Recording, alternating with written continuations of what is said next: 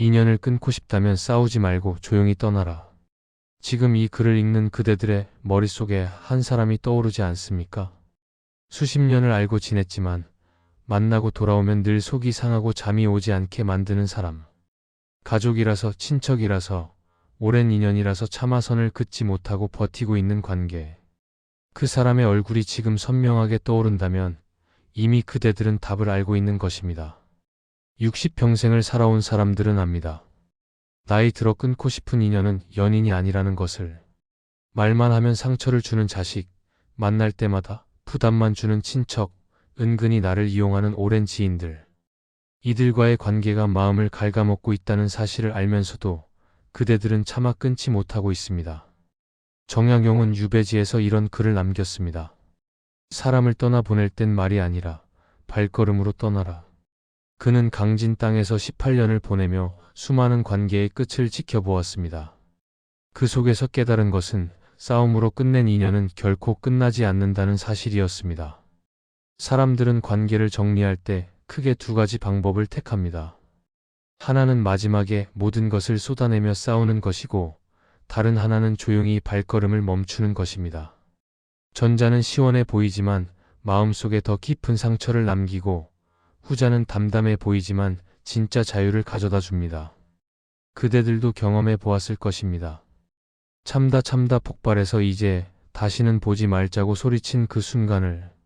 당장은 속이 후련했지만 집에 돌아와 며칠 밤을 뒤척이며 그날의 말들을 곱씹었던 기억.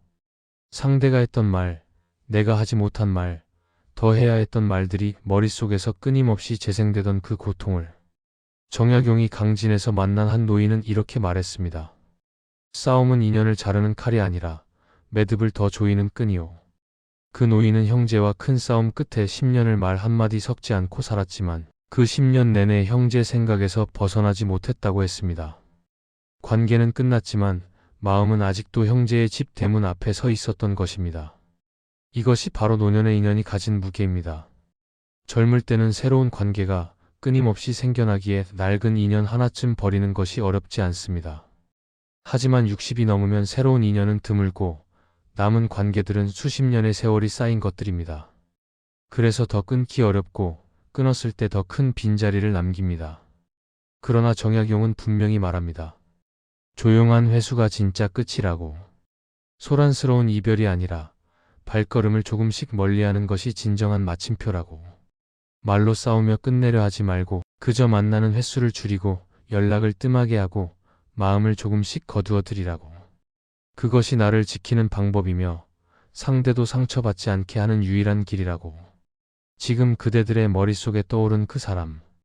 만날 때마다 마음이 무거워지는 그 관계. 오늘부터 조용히 거리를 두십시오. 설명하지 말고 변명하지 말고 싸우지도 마십시오. 그저 한 걸음씩 물러서면 됩니다. 그것이 남은 시간을 지키는 첫걸음입니다. 60을 넘긴 사람들이 끊고 싶어하는 인연에는 공통점이 있습니다. 이미 마음속에서 여러 번 끝냈다가 다시 이어진 관계라는 것입니다. 그래도 몇십 년 정인데, 그래도 가족인데 하며 스스로를 설득해 온 세월이 10년, 20년입니다.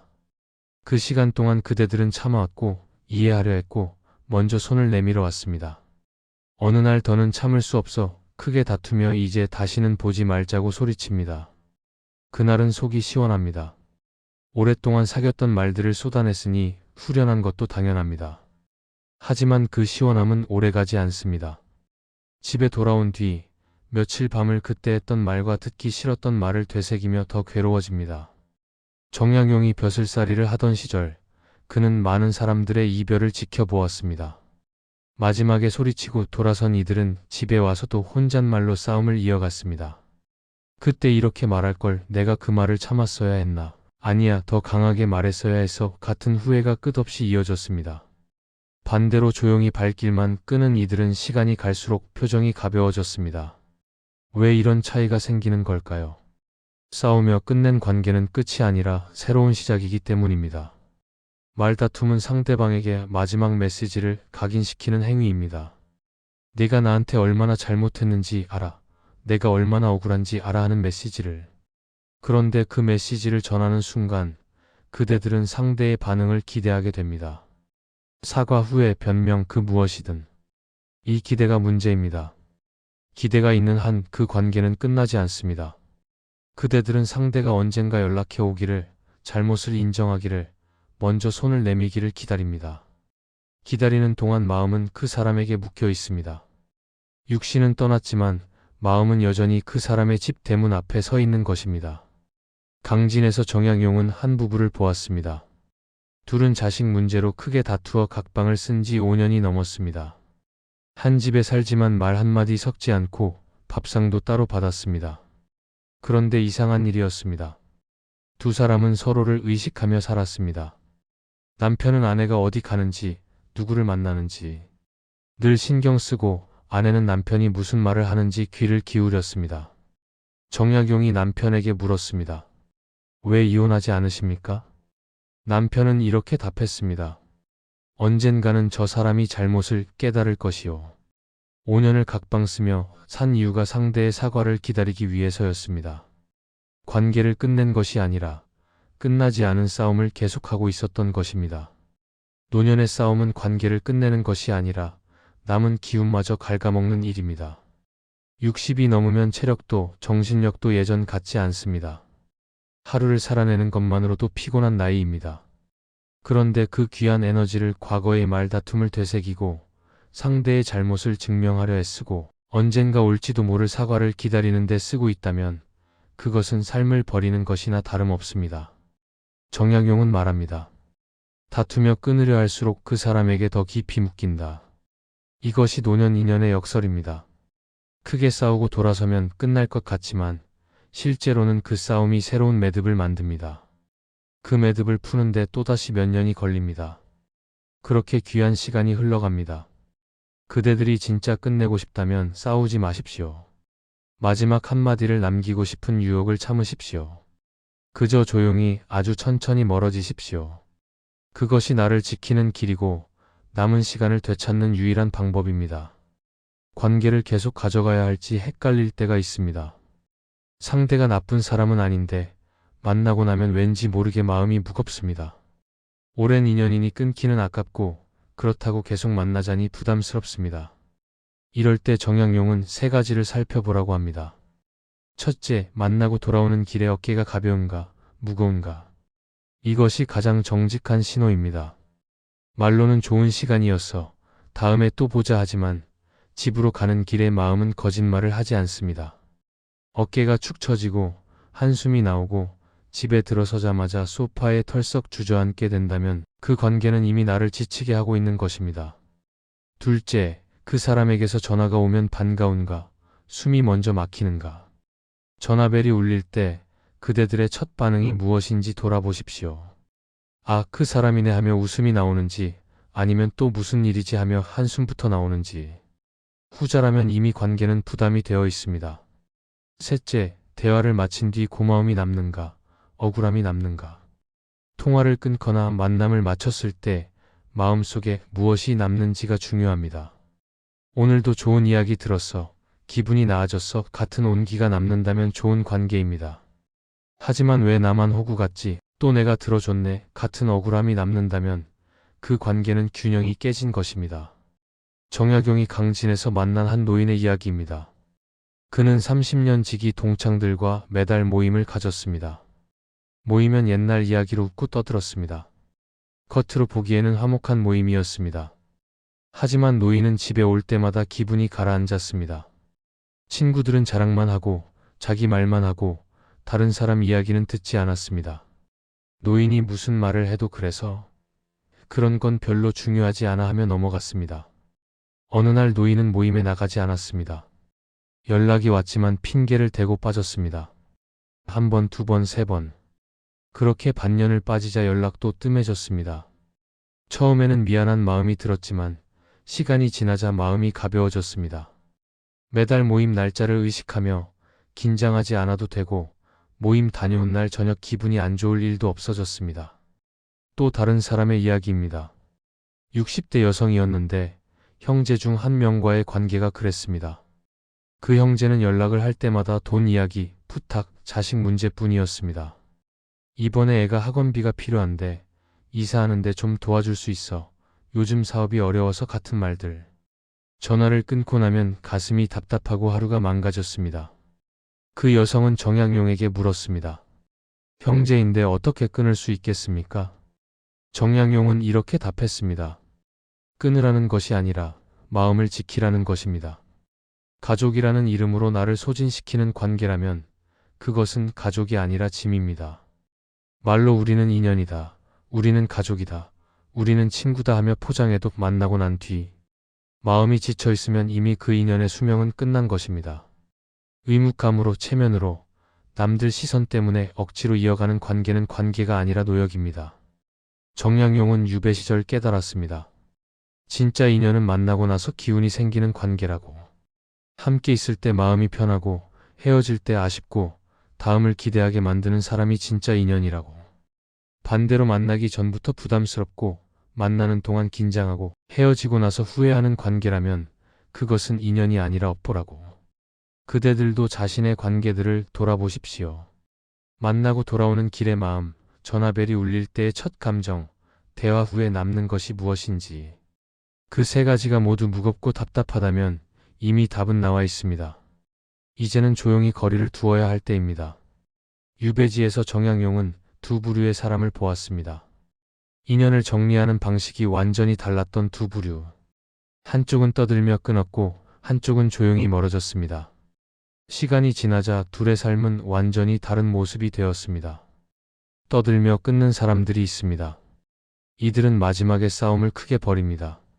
내가 어떻게 그럴 수 있냐? 내가 너한테 얼마나 해줬는데 이제 정말 끝이다 같은 말들을 쏟아냅니다. 가족, 형제, 친척과도 말다툼 끝에 몇 년째 왕래가 끊깁니다. 겉으로 보기에는 관계가 정리된 것 같습니다. 하지만 실제로는 달랐습니다. 그들은 집에서 혼자 있을 때도 그 사람 이야기를 했습니다. 그때 내가 이렇게 말했어야 했는데 그 사람이 먼저 연락해야 하는 거 아니야. 언젠가는 후회할 거야 같은 말들을. 밥을 먹다가도 잠자리에 누워서도 그 사람 생각이 났습니다. 관계는 끊었지만 마음은 아직도 그 사람 집 대문 앞에 서 있었습니다. 더 안타까운 것은 속으로 기대하고 있다는 점이었습니다. 그래도 언젠가는 사과하겠지. 나중에 후회하겠지. 시간이 지나면 연락 오겠지 하며. 이 기대 때문에 완전히 놓지 못했습니다. 누군가 그 사람 이야기를 꺼내면 귀가 쫑긋해지고 명절이나 제사 같은 날이 오면 또 마음이 복잡해졌습니다. 반대로 조용히 멀어지는 사람들이 있었습니다. 이들은 더 이상 기대하지 않기로 마음먹은 사람들이었습니다. 전화 오는 횟수를 줄이고 모임을 빠지고 부탁을 들어주지 않는 쪽을 선택했습니다. 큰 싸움도 마지막 선언도 없었습니다.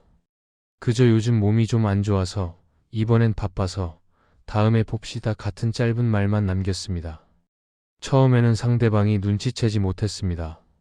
한두 번 빠지는 것쯤이야 흔한 일이니까요. 하지만 시간이 지나면서 자연스럽게 거리가 생겼습니다. 연락이 뜸해지고 만남이 줄어들고 관심이 멀어졌습니다. 상대방도 차츰 다른 사람에게로 관심을 돌렸습니다. 갈등도 상처도 없었습니다. 그저 서서히 흐려지는 그림처럼 관계가 희미해졌습니다. 정양용이 주목한 것은 그 후의 삶이었습니다. 떠들며 끄는 사람들은 몇 년이 지나도 그 관계에 묶여 있었습니다. 누군가 그 사람 이야기만 꺼내도 얼굴이 굳어지고 명절만 되면 기분이 나빠졌습니다. 아직도 사과가 없어, 아직도 연락이 없어 하며 원망을 키웠습니다. 반면 조용히 멀어진 사람들은 점점 가벼워졌습니다. 처음 몇 달은 미안함과 아쉬움이 남았지만 시간이 갈수록 그 자리가 자연스럽게 채워졌습니다. 새로운 취미를 시작하거나 다른 사람들과 시간을 보내거나 혼자만의 시간을 즐기게 되었습니다. 과거의 그 사람을 떠올려도 감정의 동요가 없었습니다. 그저 그런 시절도 있었지 하며 담담히 넘길 수 있었습니다. 강진의 한 어르신은 정양용에게 이렇게 말했습니다. 인연을 끊는 데는 두 가지 방법이 있어. 하나는 칼로 자르는 것이고 하나는 물이 마르게 두는 것이요. 칼로 자르면 흉터가 남지만 물이 마르면 흔적도 없이 사라지요. 지금 그대들은 어느 쪽에 서 있습니까? 마지막 한마디를 남기고 돌아서고 싶은 유혹에 사로잡혀 있습니까? 아니면 조용히 발걸음을 돌려 천천히 멀어질 준비가 되어 있습니까? 선택은 그대들의 몫이지만 결과는 완전히 다릅니다. 싸우며 끊으면 끝나지 않습니다. 조용히 멀어져야 진짜 끝입니다. 말이 아니라 거리가, 설명이 아니라 침묵이, 마지막 한마디가 아니라 더 이상의 만남이 없음이 진정한 마침표입니다. 그것이 나를 지키는 길이고 상대에게도 상처를 덜 주는 유일한 방법입니다. 인연을 조용히 정리하려 할 때 노년의 마음을 붙잡는 것은 대개 세 가지입니다. 착한 사람이어야 한다는 평생의 교육, 언젠가 고마워하겠지 하는 기대, 그리고 남들이 뭐라 할까 하는 두려움. 이 세 가지를 내려놓지 못하면 끊고 싶은 인연을 끝까지 끌고 가게 됩니다. 첫째, 착한 사람 콤플렉스입니다. 60평생을 참아야 한다, 양보해야 한다, 먼저 이해해야 한다는 말을 들으며 살아왔습니다. 특히 여성들은 더 그랬습니다. 며느리니까, 엄마니까, 언니니까 하며 자신을 뒤로 미루는 것이 미덕이라고 배웠습니다. 남성들도 마찬가지였습니다. 형이니까, 가장이니까, 어른이니까 하며 자기 감정을 드러내지 않는 것이 성숙함이라고 여겼습니다. 이렇게 평생을 살다 보니 관계를 정리하는 것조차 나쁜 사람이 되는 일처럼 느껴집니다. 내가 먼저 끊으면 나쁜 사람 아닐까? 내가 좀 더 참으면 되는데 굳이 관계를 끊어야 할까? 나이 먹고 쪼잔해 보이긴 싫다 같은 생각이 머리를 가득 채웁니다. 그래서 또 참습니다. 또 이해하려 합니다. 또 먼저 손을 내밉니다. 정약용은 말합니다. 착함과 어리석음은 다르다. 진짜 착한 사람은 자기를 지킬 줄 아는 사람입니다. 상대의 무례함을 무한정 받아주는 것은 착함이 아니라 자기 학대입니다. 나를 소진시키는 관계를 붙잡고 있으면서 나는 착한 사람이라고 생각하는 것은 스스로를 속이는 일입니다. 둘째, 보상 기대입니다. 언젠가는 고마워하겠지, 나중에 후회하겠지, 언젠가는 내 마음을 알아주겠지 하는 기대. 이것이 불편한 관계를 끊지 못하게 만드는 가장 큰 이유입니다. 자식에게, 가족에게, 친지에게 지금까지 해온 것들이 아깝습니다. 이렇게 많이 해줬는데 여기서 끊으면 지금껏 한 게 다 헛수고가 되는 거 아닐까 하는 생각이 듭니다. 강진에서 정약용은 한 부모를 만났습니다. 자식이 장성에 따로 살았는데 명절에만 얼굴을 비추고 평소에는 연락도 없었습니다. 오면 늘 손 벌리는 이야기뿐이었습니다. 부모는 속상했지만 끊지 못했습니다. 그래도 키우느라 고생했는데 언젠가는 알아주겠지 하는 기대 때문이었습니다. 정약용이 물었습니다. 지금까지 알아줬습니까? 부모는 고개를 저었습니다. 그렇다면 앞으로 알아줄까요? 부모는 또 고개를 저었습니다. 정약용은 말했습니다. 기대를 버리십시오. 상대가 변하기를 바라지 말고 내가 더 이상 상처받지 않는 쪽을 선택하십시오. 보상은 오지 않습니다. 지금까지 오지 않았다면 앞으로도 오지 않을 가능성이 큽니다. 그 사실을 받아들여야 합니다. 내가 해준 것은 그냥 해준 것이고 상대가 갚을 의무는 없습니다. 그렇게 생각하면 마음이 훨씬 가벼워집니다. 셋째, 남의 시선입니다. 저 집은 형제끼리 사이가 안 좋대. 저 사람은 친구를 잘라냈대. 자식한테도 매몰차대 같은 소문이 두렵습니다. 특히 시골이나 작은 동네에서는 사람들 입에 오르내리는 것이 견디기 힘듭니다. 교회, 성당, 절에서 알게 된 사람들의 눈초리도 신경 쓰입니다. 그래서 또 참습니다. 겉으로는 아무 문제 없는 척, 사이 좋은 척, 행복한 척합니다. 명절에는 얼굴 붉히지 않으려 애쓰고 모임에서는 웃으며 지냅니다. 하지만 집에 돌아오면 녹초가 됩니다. 가면을 쓰고 사는 것이 얼마나 힘든 일인지 아는 사람만 합니다. 정약용은 말합니다. 남의 눈을 먼저 생각하면 내 마음은 끝까지 차례를 기다리다 자리를 잃는다. 남들이 뭐라 하든 내 마음이 편한 쪽을 선택해야 합니다. 남들 보기에 좋은 사람이 되려다가 정작 나는 망가지고 있다면 그것은 삶이 아니라 연극입니다. 조용히 인연을 끊는다는 것은 결국 이 세 가지를 내려놓는 작업입니다. 착한 사람이라는 강박, 언젠가 보상받으리라는 기대, 남들 시선에 대한 두려움. 이것들을 내려놓을 때 비로소 진짜 자유가 시작됩니다. 이제 실제로 어떻게 인연을 정리해야 하는지 이야기해 보겠습니다. 큰 싸움도 마지막 선언도 없이 조용히 거리를 두는 방법입니다. 정약용이 유배지에서 관찰하고 실천했던 7가지 단계입니다. 첫 번째, 마음속으로 선을 긋습니다. 상대에게 말하지 않고 나 자신에게 먼저 분명히 합니다. 이 사람과는 여기까지다. 더 이상 기대하지 않겠다. 내 평온을 지키겠다 같은 문장을 속으로 또렷하게 말합니다. 이 선언이 중요한 이유는 흔들릴 때마다 돌아올 기준점이 되기 때문입니다. 두 번째, 연락 빈도를 의도적으로 줄입니다. 매일 하던 전화는 일주일에 한 번으로, 일주일에 한 번 하던 것은 한 달에 한 번으로 줄입니다. 매달 가던 모임은 두세 달에 한 번으로 빈도를 낮춥니다. 갑자기 뚝 끊으면 상대가 의아해하고 따져 물을 수 있습니다. 하지만 서서히 줄이면 자연스럽게 받아들입니다. 세 번째, 예전처럼 해주기를 멈춥니다. 돈을 빌려달라 하면 이제는 요즘 여유가 없다고 말합니다. 부탁을 해오면 이번엔 어렵겠다고 거절합니다. 감정 노동을 요구하면 오늘은 피곤하다고 선을 긋습니다. 처음에는 미안하고 불편하지만 몇 번 하다 보면 익숙해집니다. 상대도 차츰 다른 사람에게 기대하게 됩니다. 네 번째, 길게 설명하지 않습니다. 상대가 왜 그래, 무슨 일 있어 물으면 이제는 내 건강과 시간을 먼저 챙겨야 할 것 같다 정도로만 짧게 답합니다. 길게 설명하면 상대는 반박할 거리를 찾습니다. 그래도 우리 사이인데 그 정도는 할 수 있잖아 같은 말로 다시 끌어들이려 합니다. 짧고 단호하게 말하고 더 이상 토론하지 않습니다. 다섯 번째, 상대의 변명과 공격을 깊게 듣지 않습니다. 관계가 멀어지면 상대는 두 가지 반응을 보입니다. 하나는 변명입니다. 그때 내가 힘들어서 그랬어. 내 상황을 이해해줘 같은 말들. 다른 하나는 공격입니다. 내가 너무 예민해. 내가 변했어. 옛날 같지 않아 같은 말들. 이 말들에 일일이 대응하면 다시 끌려 들어갑니다. 그냥 그럴 수도 있겠네 하고 넘깁니다. 여섯 번째, 마음속에서 빚을 정리합니다. 나도 그만큼은 해줬다는 사실을 스스로 인정합니다. 지금까지 내가 참은 것, 양보한 것, 들어준 것들을 떠올립니다. 그러면 미안한 마음이 조금 줄어듭니다. 일방적으로 받기만 한 관계가 아니라 나도 충분히 주었다는 사실을 기억하면 죄책감에서 벗어날 수 있습니다. 일곱 번째, 비워진 자리를 나로 채웁니다. 인연을 정리하면 시간과 마음의 빈자리가 생깁니다. 이 빈자리를 그냥 두면 외로움이 찾아옵니다. 그래서 다시 그 사람을 찾게 됩니다. 빈자리가 생기기 전에 미리 준비해야 합니다. 운동을 시작하거나 새로운 취미를 배우거나 오랫동안 미뤄둔 공부를 시작합니다. 소규모 모임에 나가거나 봉사활동을 하거나 혼자만의 시간을 즐기는 법을 익힙니다. 정약용은 이렇게 말했습니다. 비워진 자리를 다른 사람으로 채우려 하지 말라. 나로 채워라. 내가 좋아하는 것, 내가 하고 싶었던 것, 내가 미뤄둔 것으로 채워라. 그래야 진짜 자유가 온다. 이 7단계를 모두 단번에 할 필요는 없습니다. 하나씩 천천히 실천하면 됩니다. 중요한 것은 일관성입니다.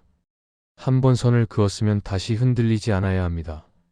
상대가 잠깐 착해지거나 갑자기 연락이 뜸해지거나 한 번쯤 사과한다고 해서 다시 예전처럼 돌아가면 안 됩니다. 그러면 모든 것이 처음으로 돌아갑니다. 조용히 인연을 정리하는 것은 상대를 미워하거나 버리는 일이 아닙니다. 나를 지키는 일입니다. 남은 시간과 에너지를 아껴서 정말 소중한 사람들과 나 자신을 위해 쓰는 일입니다. 그것이 60이 넘은 나이에 할 수 있는 가장 현명한 선택입니다. 정약용이 강진에서 바라보던 강이 있었습니다. 탐진강이라는 이름의 그 강은 천천히 그러나 쉼없이 흘렀습니다. 바위를 만나면 돌아서 흘렀고 언덕을 만나면 낮은 곳을 찾아 내려갔습니다. 강물은 바위를 깨뜨리지 않았습니다. 굳이 부딪히지 않았습니다. 그저 자기 길을 찾아 조용히 흘러갔습니다. 바다도 마찬가지였습니다. 파도는 소리 없이 밀려왔다가 소리 없이 물러갔습니다. 모래사장에 남겨진 발자국들을 지우고 조개 껍데기들을 쓸어갔지만 그 과정은 부드러웠습니다. 힘으로 밀어내는 것이 아니라 흐름으로 씻어내는 것이었습니다. 정약용은 그 풍경을 보며 깨달았습니다. 인연도 저렇게 보내야 한다는 것을, 억지로 깨뜨리려 하지 말고 부드럽게 방향을 틀어야 한다는 것을, 강물처럼 돌아서 흐르고 파도처럼 조용히 물러나야 한다는 것을. 60이 넘은 나이의 관계는 더욱 그래야 합니다. 젊을 때는 부딪혀도 회복할 에너지가 있었습니다. 싸우고 화해하고 다시 시작할 힘이 있었습니다. 하지만 나이가 들면 한 번의 충돌이 오래 남습니다. 몸도 마음도 쉽게 회복되지 않습니다. 그래서 더욱 조심스럽게, 더욱 부드럽게 다루어야 합니다. 서운함은 자연스럽게 흘려보내야 할 물입니다. 잠깐 고였다가도 시간이 지나면 증발하거나 스며듭니다. 하지만 오래 붙잡고 있는 원망은 썩어가는 웅덩이가 됩니다. 냄새가 나고 벌레가 꼬이고 주변까지 오염시킵니다. 그래서 흘려보내야 합니다. 억지로 막지 말고 자연스럽게 흐르게 두어야 합니다. 정약용이 강진에서 만난 한 어부의 이야기입니다. 그 어부는 그물을 던질 때 힘을 주지 않았습니다. 물의 흐름을 읽고 그 흐름에 그물을 맡겼습니다. 억지로 당기지 않았습니다. 물고기가 스스로 그물로 들어오게 기다렸습니다. 서두르지 않았습니다. 조급해하지 않았습니다. 그저 때를 기다렸습니다. 정약용이 물었습니다. 왜 힘을 주지 않으십니까? 어부는 답했습니다. 힘을 주면 그물이 찢어지고 물고기도 놀라 달아납니다. 물의 흐름을 거스르지 않고 따라가면 저절로 이루어집니다. 인연도 그렇습니다. 힘을 주어 끊으려 하면 관계가 찢어지고 마음의 상처가 남습니다. 하지만 흐름을 따라 자연스럽게 멀어지면 아무도 다치지 않습니다. 시간이 조금 더 걸릴 수는 있지만 그것이 더 좋은 방법입니다. 60이 넘으면 속도보다 방향이 중요합니다. 빨리 끝내는 것보다 제대로 끝내는 것이 중요합니다. 당장의 시원함보다 나중의 평온이 중요합니다. 말로 이기는 것보다 마음이 편한 것이 중요합니다. 강물은 급하게 흐르지 않습니다. 천천히 그러나 확실하게 목적지를 향해 갑니다. 바위를 만나도 멈추지 않습니다. 잠깐 고이는 것처럼 보여도 결국은 다시 흐릅니다. 인연도 그렇게 보내야 합니다. 급하게 끊으려 하지 말고 천천히 멀어지게 두어야 합니다. 정약용은 강가에 앉아 이런 글을 썼습니다. 물은 막으려 할수록 넘치고 흐르게 두면 제 길을 찾는다. 인연도 같다. 붙잡으려 할수록 멀어지고 놓아주면 제자리를 찾는다. 지금 그대들이 정리하고 싶은 인연이 있다면 강물처럼 흘러가게 두십시오. 파도처럼 조용히 물러나십시오. 바위를 깨뜨리려 하지 말고 돌아서 가는 길을 선택하십시오. 그것이 자연의 방식이고 가장 지혜로운 방식입니다. 인연을 끊는다는 것은 강제로 지우는 일이 아닙니다. 흐름에 맡기는 일입니다. 자연스럽게 멀어지도록 내버려 두는 일입니다. 억지로 붙잡지도 억지로 밀어내지도 않는 일입니다. 그냥 조용히 아주 천천히 방향을 트는 일입니다. 그것이 60이 넘은 나이에 할 수 있는 가장 아름다운 이별입니다. 관계를 잃는 것이 아니라 남은 시간을 되찾는 일입니다. 60이 넘으면 시간이 다르게 느껴집니다. 앞으로 20년, 30년이 남았을 수도 있고 생각보다 훨씬 짧을 수도 있습니다. 정확히 얼마나 남았는지는 아무도 모릅니다. 다만 분명한 것은 그 시간이 유한하다는 사실입니다. 그 귀한 시간을 날카로운 말과 억울한 마음을 떠올리며 보내기엔 인생이 너무 아깝습니다. 정약용은 말년에 이런 글을 남겼습니다. 나를 떠난 인연은 나를 그만 끌어당기겠다는 하늘의 신호였다. 그는 유배에서 돌아온 뒤 많은 사람들과 다시 만났습니다. 하지만 모두와 예전처럼 지내지는 않았습니다. 유배 시절 연락이 끊긴 사람들, 등을 돌렸던 사람들과는 거리를 두었습니다. 억지로 관계를 회복하려 하지 않았습니다. 사람들이 물었습니다. 그래도 옛 정이 있지 않습니까? 정약용은 답했습니다. 옛 정은 마음속에 간직하면 됩니다. 굳이 다시 만나 확인할 필요는 없습니다. 떠난 인연을 억지로 붙잡으면 머무를 인연이 들어올 자리가 없습니다. 그는 남은 시간을 정말 소중한 사람들과 보냈습니다. 가족, 제자, 그리고 진심으로 자신을 아끼는 몇몇 것들. 그들과의 시간은 깊었습니다. 많은 사람을 만나지 않았지만 만나는 시간의 질은 달랐습니다. 서로의 말을 경청하고 서로의 침묵을 이해하고 서로의 존재만으로도 위로가 되었습니다. 60이 넘어서 필요한 것은 많은 관계가 아니라 깊은 관계입니다. 자주 만나는 사람이 아니라 만나면 편한 사람입니다. 오래 알고 지낸 사람이 아니라 나를 있는 그대로 받아주는 사람입니다. 그런 사람이 한두 명만 있어도 노년은 외롭지 않습니다. 떠나는 인연을 억지로 붙잡으면 어떻게 될까요? 시간과 에너지가 그쪽으로 흘러갑니다. 마음속에 늘 그 사람이 자리하고 감정의 기복이 생기고 평온이 깨집니다. 그 시간에 나를 위해 할 수 있는 일들이 무수히 많은데 그 기회들을 놓치게 됩니다. 반대로 떠나는 인연을 조용히 보내주면 어떻게 될까요? 마음의 여유가 생깁니다. 그 여유 속에 새로운 것들이 들어옵니다. 오랫동안 미뤄둔 취미 하고 싶었지만 시간이 없어 못했던 공부, 가까이 있지만 소홀히 했던 사람들. 이런 것들이 하나둘 자리를 잡기 시작합니다. 정약용이 강진에서 만난 한 노인은 70평생 동안 친척들의 부탁을 거절하지 못했습니다. 돈을 빌려주고 보증을 서주고 일을 대신해 주었습니다. 그 바람에 정작 자기 가족과 보낼 시간이 없었습니다. 늘 바쁘고 늘 피곤하고 늘 빚에 쪼들렸습니다. 어느 날 노인은 큰 병을 얻었습니다. 생사를 오가는 병이었습니다. 그때 깨달았습니다. 그렇게 도와줬던 친척들 중 병문안 온 사람이 거의 없다는 것을. 반면 늘 미안해했던 가족들이 밤낮으로 간호했다는 것을. 노인은 회복한 뒤 달라졌습니다. 친척들의 부탁을 정중히 거절하고 그 시간을 가족과 자기 자신을 위해 썼습니다. 몇 년 뒤 정약용이 그 노인을 다시 만났을 때 노인의 얼굴은 훨씬 밝아져 있었습니다. 이제야 내 인생을 사는 것 같다고 말했습니다. 친척들과의 관계는 소원해졌지만 마음은 훨씬 가벼웠습니다. 가족들과는 더 깊어졌고 자기 자신과도 화해했습니다. 인연을 조용히 정리한다는 것은 냉정한 일이 아닙니다. 오히려 따뜻한 일입니다. 나를 소중히 여기는 일이고 정말 중요한 사람들에게 더 많은 시간을 주는 일이고 남은 생을 후회 없이 사는 일입니다. 지금 그대들의 삶을 돌아보십시오. 나를 지치게 하는 관계에 얼마나 많은 시간을 쓰고 있습니까? 그 시간을 나와 소중한 사람들을 위해 쓴다면 얼마나 달라질까요? 상상해 보십시오.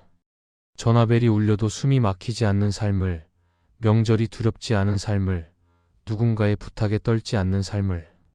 정약용은 마지막까지 이렇게 말했습니다. 인연을 조용히 정리할 줄 아는 사람만이 남은 생을 조용히, 그러나 깊이 행복하게 살 수 있다. 그것이 그가 유배 18년을 견디며 배운 가장 큰 지혜였습니다. 떠나는 인연을 보내주십시오. 미련 없이 원망 없이 조용히. 그러면 머무를 인연이 보입니다. 새로 올 인연도 보입니다. 그리고 가장 중요한 오랫동안 방치해둔 나 자신이 보입니다. 그때 비로소 진짜 인생이 시작됩니다.